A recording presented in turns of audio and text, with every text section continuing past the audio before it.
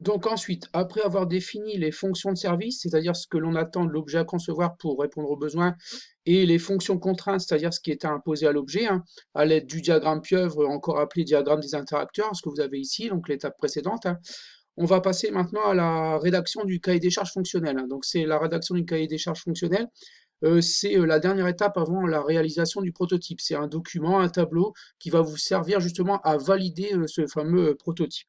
Donc, dans ce cahier des charges fonctionnelles, donc c'est un document qui ressemble à ça, donc c'est un tableau en fait, hein.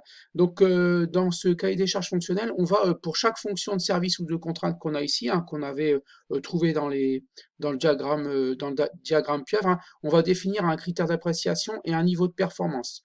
Donc, en fait, pour chaque fonction ici, on va reprendre chacune des fonctions du diagramme pieuvre. Et pour chaque fonction, on va déterminer un critère d'appréciation et un niveau de performance.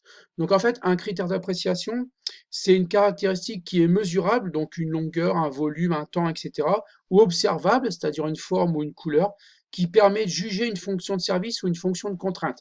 Donc en fait, ce qu'on va mettre ici dans ce tableau-là, en fait, c'est qui va nous permettre de juger en fait la fonction de service ou de contrainte ici. Voilà. Un niveau de performance, en fait, c'est une valeur en fait qui va permettre qui va permettre de juger en fait le critère d'appréciation en fait. Donc le niveau de performance, c'est le niveau que doit atteindre le critère d'appréciation qu'on a défini justement ici juste avant en fait. Donc c'est la performance à atteindre en fait de la fonction de service via le critère d'appréciation.